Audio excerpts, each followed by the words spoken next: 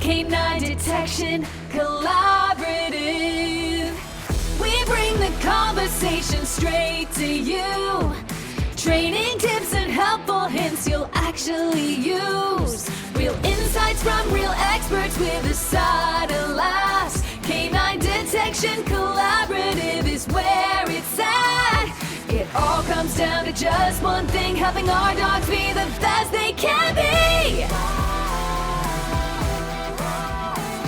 Canine Detection Collaborative. Hi, and welcome to Canine Detection Collaborative. This is one of your hosts, Stacy Barnett, and I'm here with my wonderful co-host, Robin Greubel. Hello. And we've got kind of an interesting topic today. Yeah, it's been making the rounds on a couple of more of the pet dog or I don't know. Pet dog sounds so benign, right? When they're still awesome, but general training. We'll call it general. Oh, there you go. General training. I like that. Yeah. Kind of along those lines. And it's one of these things like when you hear about it, it sounds so amazing and wonderful and valuable. Giving your dog agency and all sorts of things. All these incredible things that just sound so incredible that when we started talking about it, and Robin and I were on the phone one day. I know. Very shocking. I know. Peeling away the layers of this onion and going, hey, wait, this may not be we may not be doing what we think we're doing. Yes. And it may not be the holy grail that I think people may be thinking that it is. And we just want to kind of parse it apart a little bit. So the topic that we're going to talk about today is opting out or opting in. It's one of these things where I think, and it's so hard because when we start having some conversations, yes, there are definitely some aspects of this that are very, very specific to working dogs. But when we also get into yes, and there are also some pitfalls that I think we need to kind of think about for our sport dogs. And so I think one of the things that we talked about wanting to really kind of build out is a definition. And because I think it's one of these things where this is one of these very vague words that ultimately, like any kind of vague word, when it becomes a buzzword, we get into trouble because buzzwords all of a sudden lose all their meaning. And it just like people get in their head, like, this is what it means. And without kind of really understanding kind of what we're talking about, it can really push us into murky type of situations. I totally agreed because when I first started thinking about this, I was like, are we getting into a whole situation where we're looking at our dog's behavior and instead of being like, okay, I'm reading this. Yeah. And we're reading something and we're saying, well, my dog is opting out or my dog is opting in, one of the two, right? And then it becomes giving the dog can make some decisions. Absolutely. Oh, absolutely. Absolutely. But we're not saying that. We're not saying that. What I'm saying is, am I reading something in the behavior of my dog and I am applying the construct of my dog is opting out? Yes. When the question that I should be asking is, what about this situation is not leading them to be engaged? Right. Why is my dog not engaged, or why is my dog not being able to be effective in this situation? Correct. And rather than I gave my dog an opt-out and my dog opted out. And so now I'm going to say, yay for me. I gave my dog an option to opt out and my dog did. Right. And I think about this, and I think one of the reasons why I ended up going down this rabbit hole quite extensively, right, is because sitting at my feet right now is Ray. Ray is 15 and a half, and she opted out of detection work. Actually, she opted out of search and rescue detection work. And like, as in, I washed her out of FEMA. She ended up becoming literally my little shadow, all sorts of things. And Fast forward about 3 to 4 years, I ended up doing some narcotics work with her, which normally I would tell people don't do, but I was doing private contracting. We weren't going to end up in court. And she did it for a year until I could get Ember spun up and certified, actually. And I think she went on all of 2 calls. It's not even calls. She went on 2 contracts. And what I found during that process is that Ray wasn't actually opting out of detection work. She actually really liked detection work. The thing that she didn't like was doing it independently. Yeah. So and if I would have known that and actually parsed that apart a little bit sooner in my journey with her, I could have realized that, you know what? No, she's not an ideal candidate for disaster work. She's actually not even an ideal candidate for wilderness search and rescue. Would she be an ideal candidate for possibly doing something like historic human remains detection, where the dog gets to work within 10 to 15 feet of you all of the time? Mm-hmm. Yes. Yeah. Because that was her thing. She wanted to do stuff with me. Right. So when I start looking, and there's absolutely times do I expect dogs to go, yes, I'm going to opt out. I think slick floors are a really good example. Yeah. Right? Yep. I can't do slick floors. Okay. Got it. Yeah. Right. That becomes something else. That is literally a situation where the dog's like, I can't do that. I like to phrase it as it's above my pay grade. Yep. And for me, that means there's either I haven't trained the dog appropriately, or there is some fundamental thing that leads the dog to say, no, I can't. Yeah. And I had my own situation where, because again, this is not a podcast about us advocating against opting out. No. It's a podcast about being thoughtful. Curious. And curious and thoughtful, right? Yes. About and using the information that the dog gives us to be able to adapt and to be able to set the dog up for success. So, and I'm going to jump in there really quick. And being able to ask incremental questions that can help you create a training plan to get them to opt in. Yeah, which is actually what I did with Y. So if we talked about, with Ray, we're going to talk about our old dogs right now. We are right? talking about our old dogs. We're talking about our old dogs. Yeah. Because with Ray, she didn't want to work independendly from you. Right. With Y, who is now, he's my old dog. He's 14 and a half. So he's 1 year Ray's junior, but they're both. And they're both fluffy. Yes. And they're both fluffy. And they're actually very cute together. They are. We had a whole birthday party. Party together. And anyway, it was great. With Y, his issue was environmental. And so what I was actually doing is asking him a question. Can you work in this environment? And he would tell me no. And I'd be like, okay. So this means I need to adjust. And at that point, when I was trying to figure out how to make this work for him, I ended up I'm like, all right, let me go down this. Let me try this instead. Smaller search areas, an easy hide, massive reinforcement. Next thing I know, he was going, yeah, this is fun. Next thing I know, he's getting better and better. Next thing I know, fast forward a bit, he's an elite champion. And a dog that initially couldn't search 3 boxes in his front yard. Now, I have to say, I think that whole process of getting him to the point would have been a lot faster if I really understood what it meant for him to build that confidence. And so it wasn't a question of, or a broad brush statement, I'm allowing my dog to opt out. It was really, I'm listening to my dog and I'm understanding and I'm asking those questions. I'm listening to what he's telling me he can do. And am I going to force him to search? Oh, heck no. Right. But I need to adjust and need to try to figure out and adjust my training plan so that he can be comfortable to search.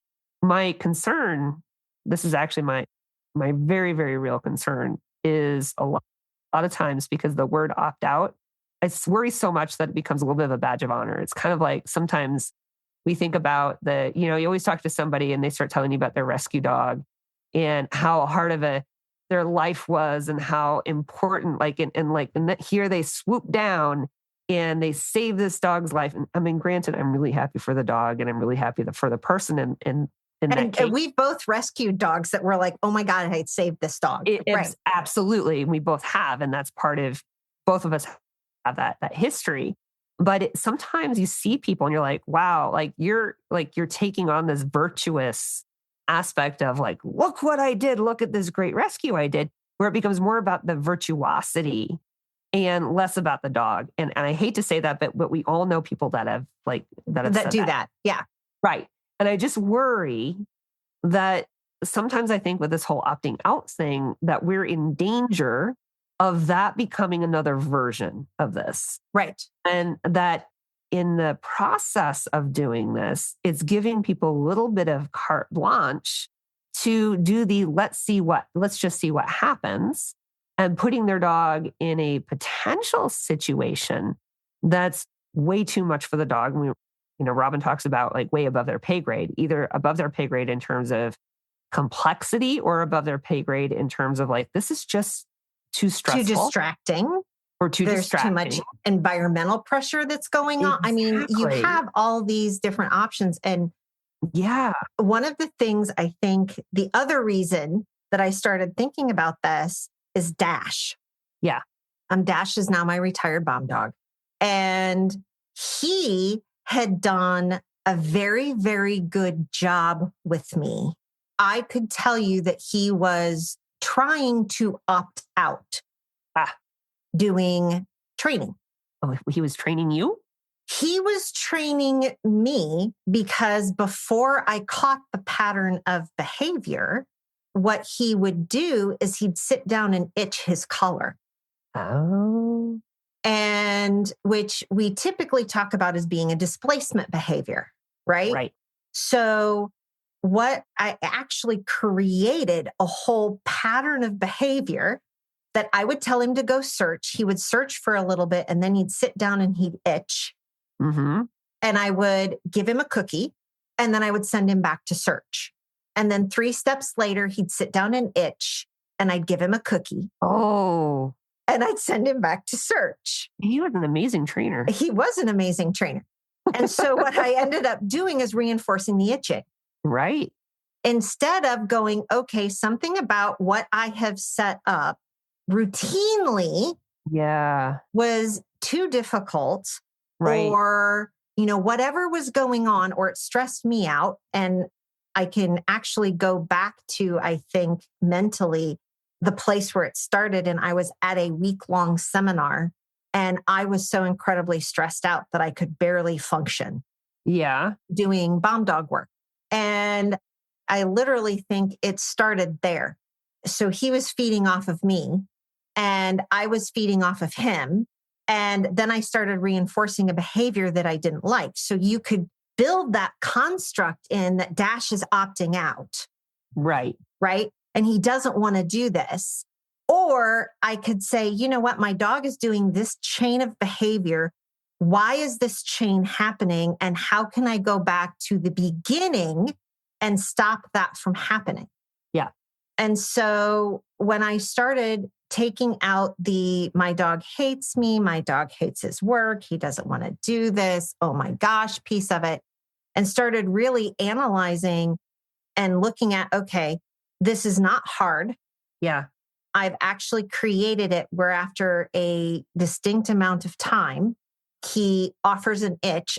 I can't even tell you how many collars I bought, thinking it was the collar. Right? Oh, yeah, yeah, yeah. Uh-huh.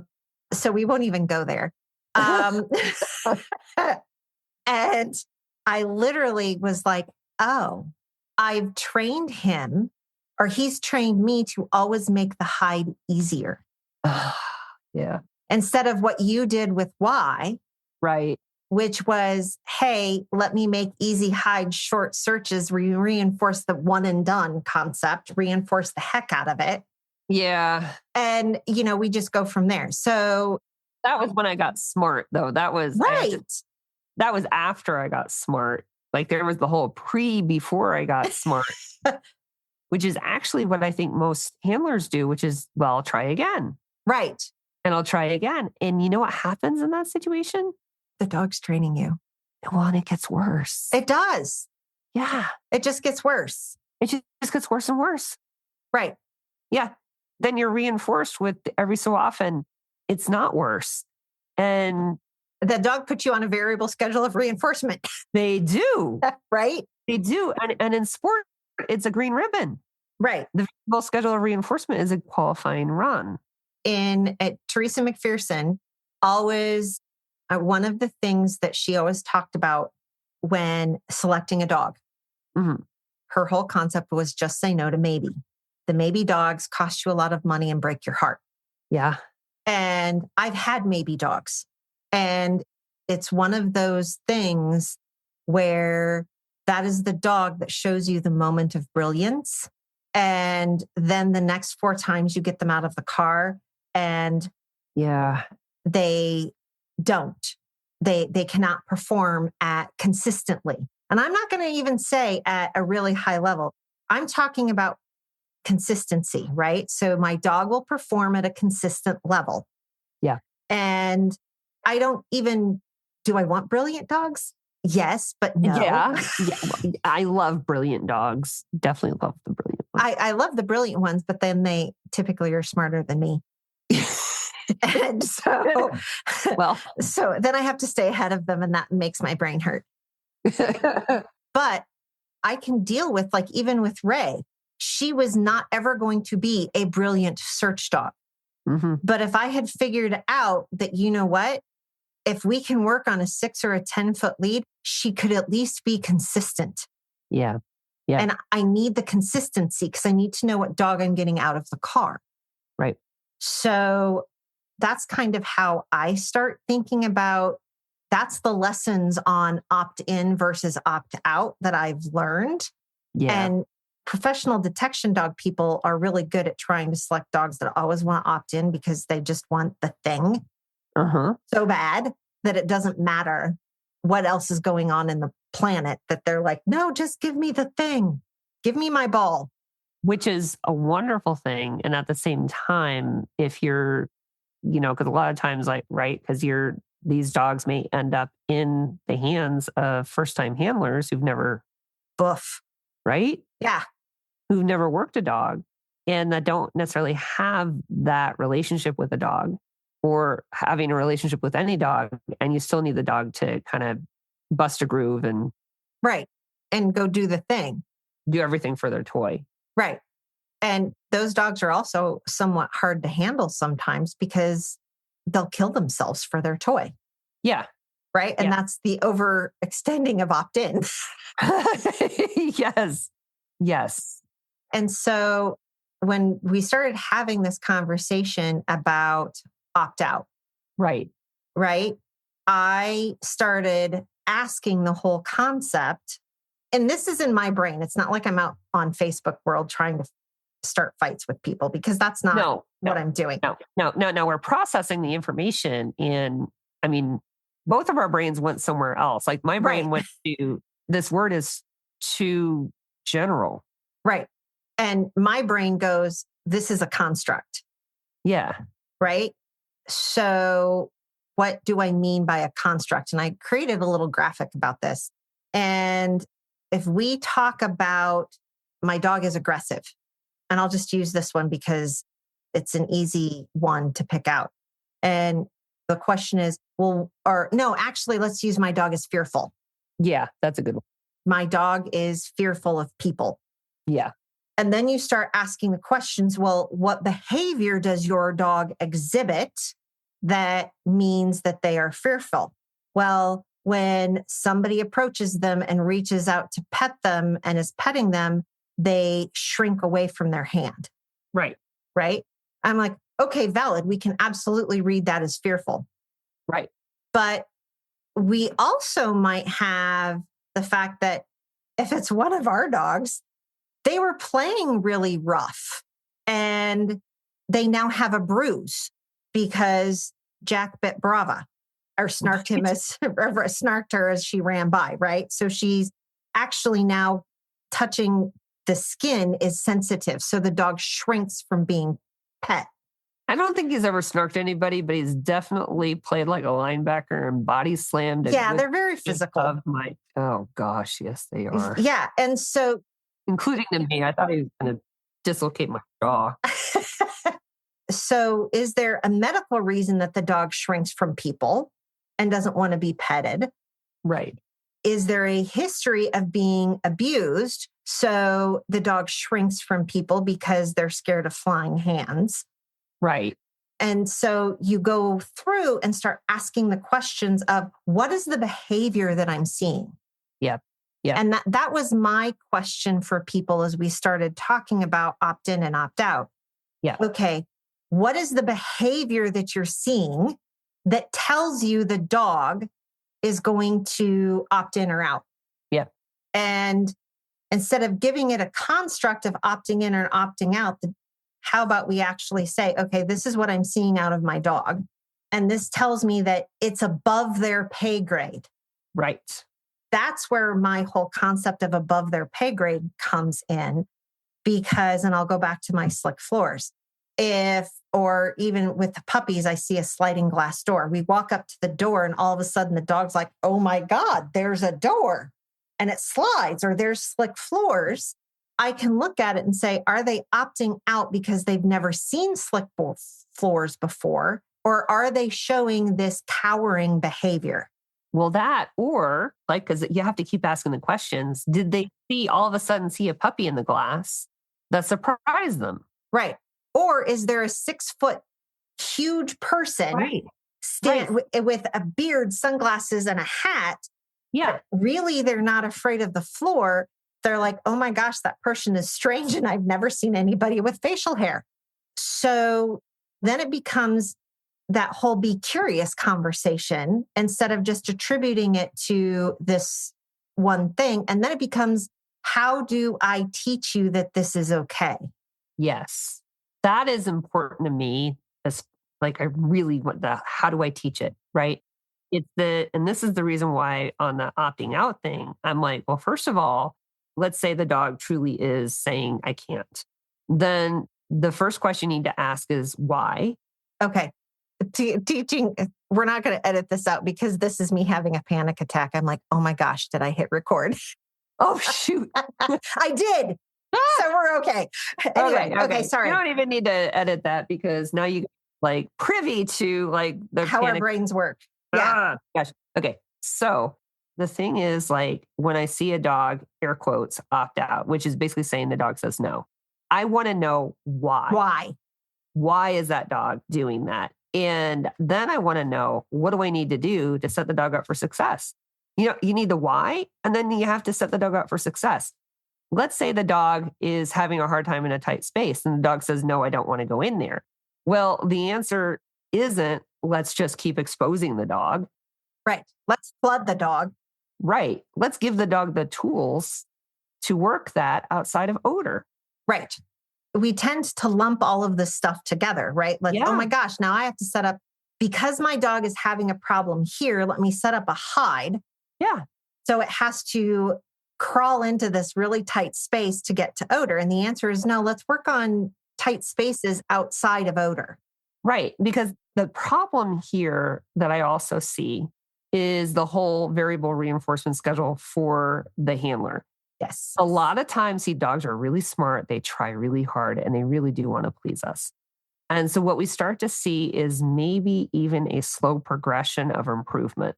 And what that does is it becomes a self-fulfilling prophecy in the mind of the handler that what they're doing is working.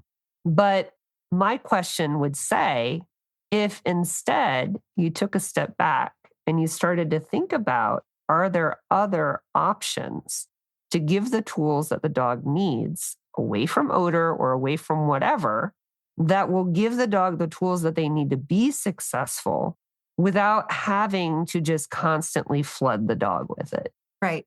And I bet you, if you really thought about it in a very critical thinking way, that you can come up with something. Yeah. And this is where I go with that. And instead of like again, we're like, oh, but I always give my dog an opt out. Well, is there a creative way instead of helping the dog to just be successful and opt in instead? Right. And one of those things I will also, especially in your odor work, don't always make it easier. Right. Because they'll train you to keep making it easy. Right. And then you run into the problem of you're walking your dog into the hide. Yeah. Right.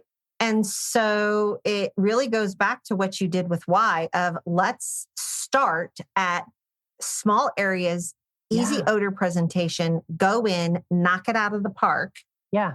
And then the next time you do that and everybody's like, oh, well, I did this two or three times and I fixed it. No. This is a long process. This isn't, and a lot of times I have a 6-week class and people are like, well, I took the class. Great. That's just the start. You need to do it for a year, potentially. Yeah. Well, and it comes into, I talk about jelly beans a lot, right? So think about how many times Dash, love his little itching collar drama. Yes. I think about how many times he sat and itched. I remember on a couple of, and literally it turned into, oh my gosh, we can barely take 5 steps before he sits down and itches. And I think about how long it took me to get all the way to the point where, no, we can go out and we can work operationally. Does it mean that he couldn't work operationally? It was just annoying for me because he would sit down and itch, but he'd still work. Mm-hmm. I just hated the itching. Yeah. Because everybody, then people get judgy. Oh my gosh, your dog has fleas. So I'm like, no, he's being a turd because he trained me really well to do this. Yeah. And it took me a couple years of getting to the point where we could actually complete a series of 5 cars with no itching. Oh, wow. Right. And it had to do with how many hides were out, how I approached, because what I found is if I would set out multiple hides on the cars, and then I started stretching out the distance between the hides. Oh, that helped solve the problem because there was the expectation of if I continue to search, I will find the thing. Yep. Right. But it started out with let's do 1 car. Can you do 1 car with 2 hides without itching? Well, and I think it's also important to recognize that there are some very legitimate reasons why a dog may say no. One of them is the dog is in pain. Yes. It's important to make sure, and this is the reason why the big question is, if your dog is saying no, the first thing that you have to ask is why. Yes. And if you can ask the why, if you figure out that the dog's hurting, there you go. That's a very valid opt-out. Yeah, extremely valid. Yeah. Extremely valid. And that's actually one of the things that first and foremost, you should take the dog to its vet. Yeah. Let's do a round of blood work. Let's see what's going on. Yeah. And I think that that's environmental issues are also a significant opt-out. Right. Because there's significant number of dogs who, shiny floors. They don't like shiny floors. They don't like shiny. And we see those all the time in nose work. Like we search on shiny floors a lot.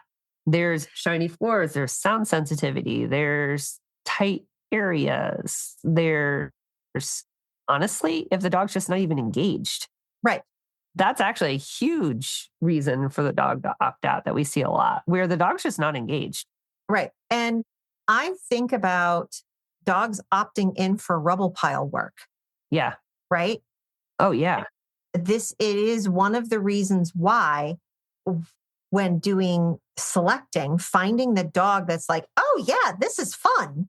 Yeah. And they'll run over a rubble pile is a big thing because we have a lot of dogs that automatically opt out. Right. And I have dogs that Ray perfectly capable of doing. Actually, she loved the agility part. Yeah. But only if I was with her.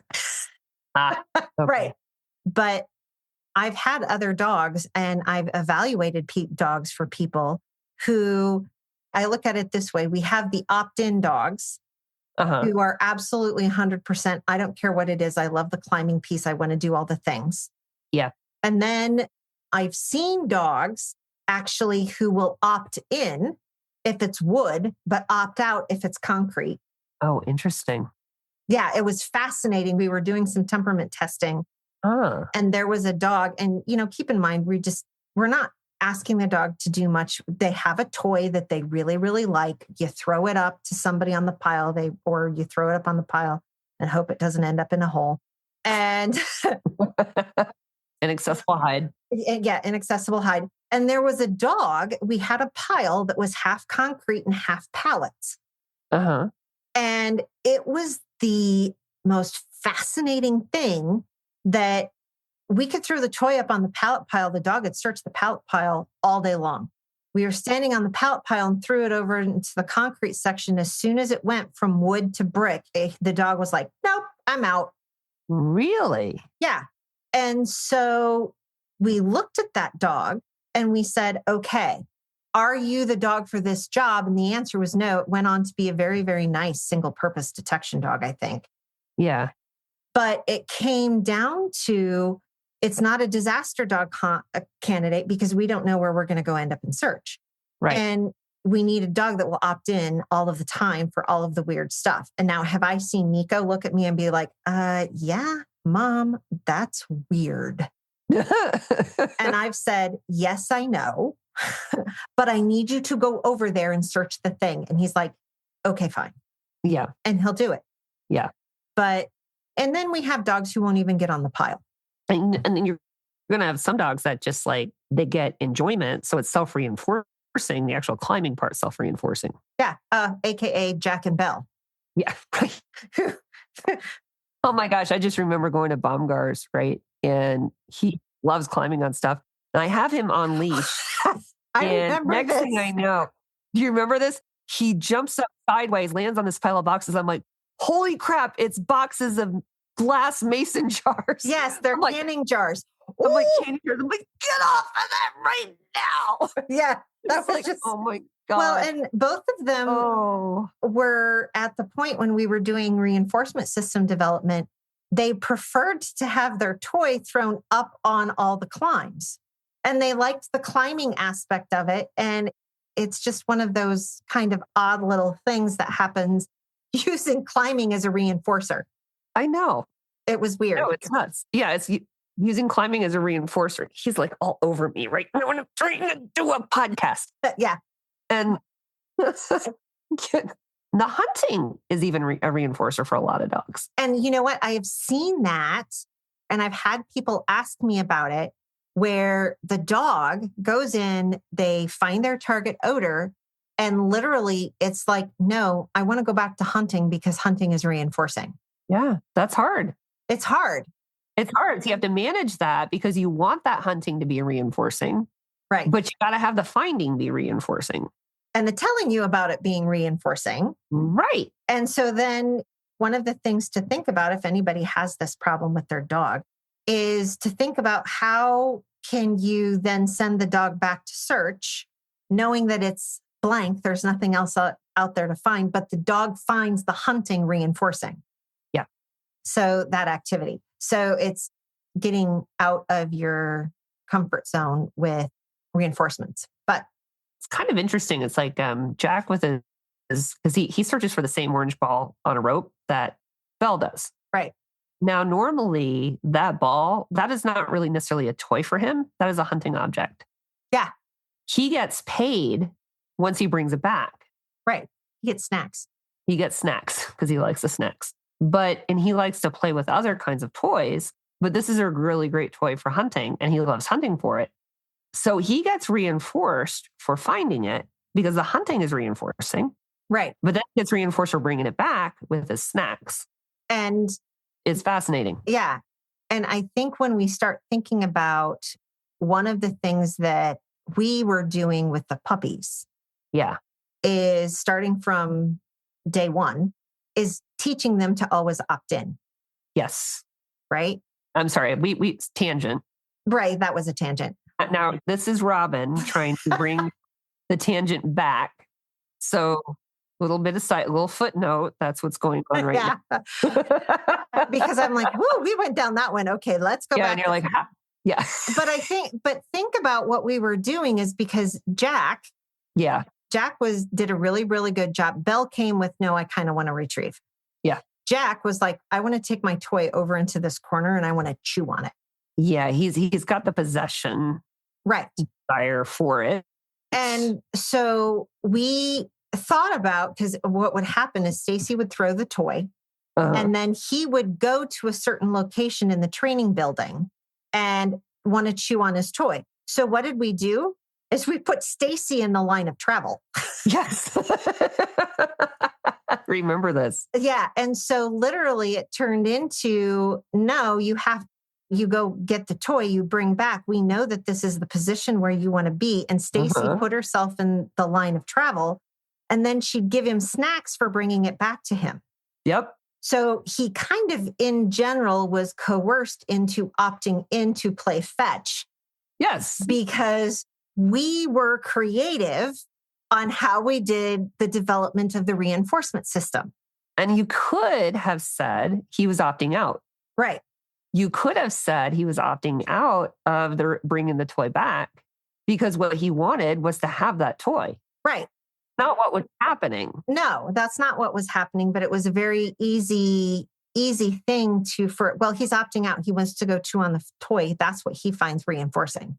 Right. And to let him do that. And we're now imposing, no, we want you to play this way. Yeah. And then once he realizes like, oh, well, I like that way. Right. Because I like snacks. Right. So I think that that's one of those things I absolutely want to tell people. If your dog is acting out, I absolutely ask why. Yeah. Is the answer why based on observable behaviors? Or are you applying human logic and feelings to the whole thing? And when we start asking about the reasons for behavior, that leads us to a training plan. So I also want to make sure that we cover, you had found a really cool article. Oh, yeah. And I think we need to talk about that too, where the dogs were reacting to, I think it was almost like, I'm going to look this up if I try to describe this. So what's happening is we all know that our dogs are really, really good at reading us, right? We know this. So one of the things that I always ask, my dog is opting out. Okay. Or opting in, one of the two, whatever. My dog's doing a behavior. I don't care what it is, right? And we could go back to Dash and his down. Because if you've listened to us at all, I'm sure I've lamented about the fact that I trained Dash to down. I thought it was on a verbal cue. It was actually on a head nod and an eyebrow raise. And so I literally had to do some training. So the article was talking about, do our dogs actually reading our subtle body cues to do particular behaviors? And that got me thinking about the whole concept of, and they talk about this for appeasement measures and all sorts of things. Yeah. When we get our dogs out of the car and they choose to opt out, are we throwing a behavior or are we throwing a subtle cue that our dog is like, oh, well, mom always does this when she really doesn't want to train? And it's like you're anticipating this opt out. Right. And so do you do something subconsciously that the dog reads? Right. And so then the dog opts out and it's like a self-fulfilling prophecy. It's kind of like Clever Hans, like, oh. Yeah. Oh my gosh, I'm just going to opt out. And so that was, there's going to be a link in the show notes to the article so you can go read it. You don't have to read the whole study, read a hint for peer-reviewed journals, read the discussion and the abstract. And unless you want to know how they actually did the study, then read all the stuff in between. Yep. And I typically tell people, read the question that they're trying to answer, then read the discussion. And that will give you what they figured out. And then that will also give you no, we figured out this, this, and this. And typically, and we need to do more research. Yeah. So that became one of those really interesting things for me to think about. And, it's the same going back in the chain of what's the thing before the thing. Right. That all of a sudden your dog, you can have the thought, hey, I'm going to go for a walk. And all of a sudden your dogs start going nuts and you're like, I haven't even put on my shoes yet. How did they know? I found out that if I'm walking through my house and I say, I think I'm going to, and I'm talking to myself. Yeah.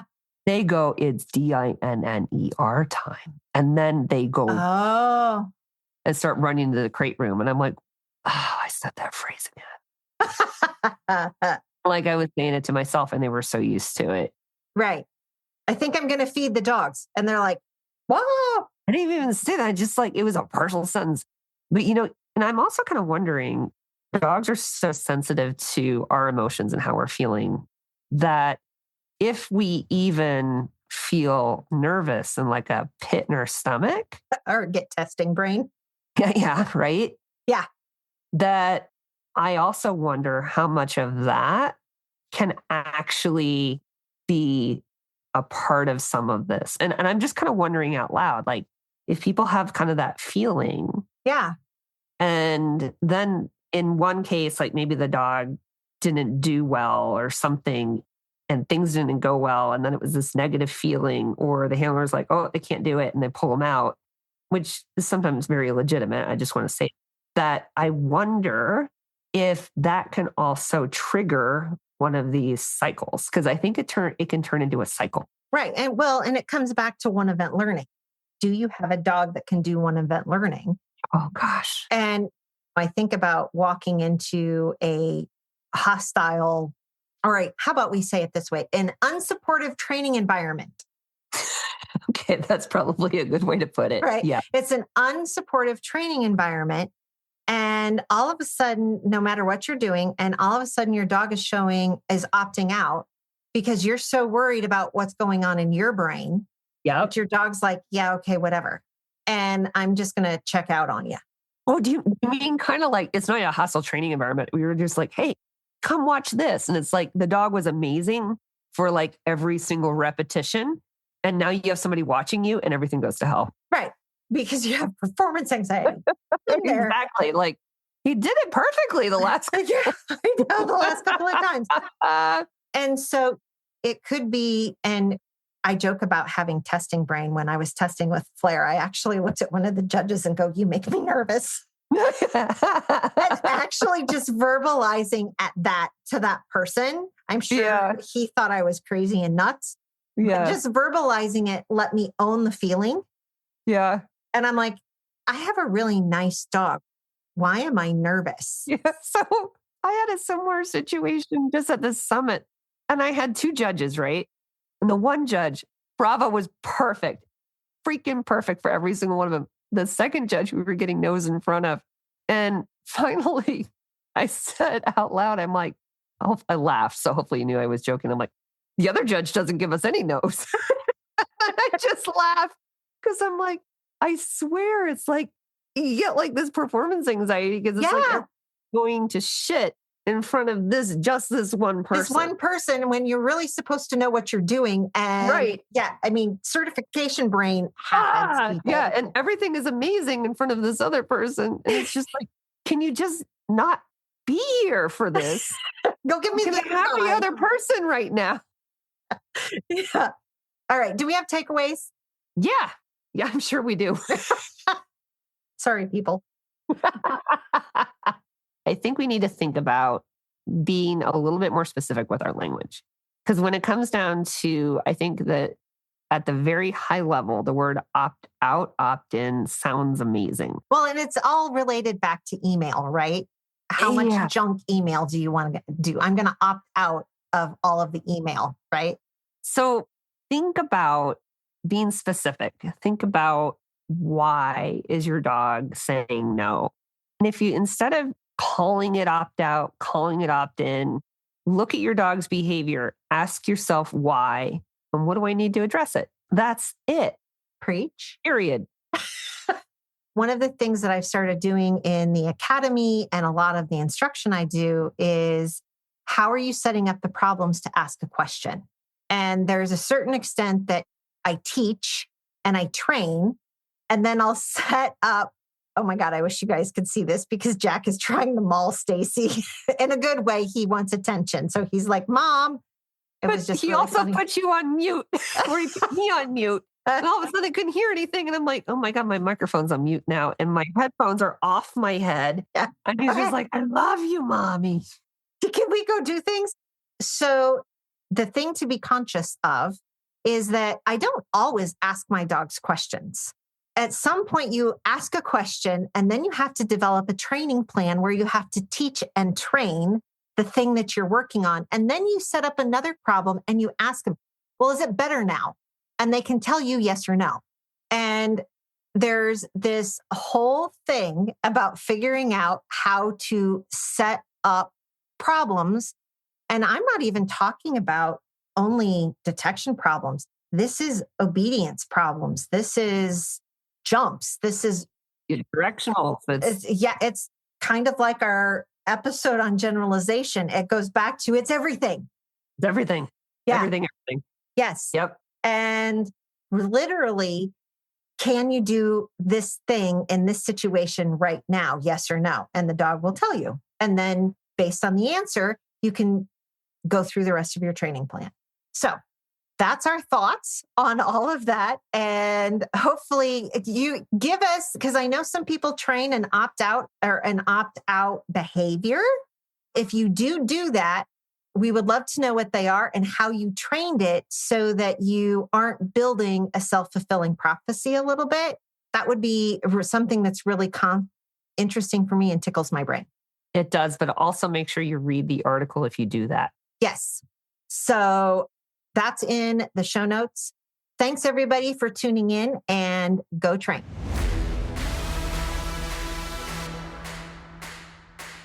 Canine detection,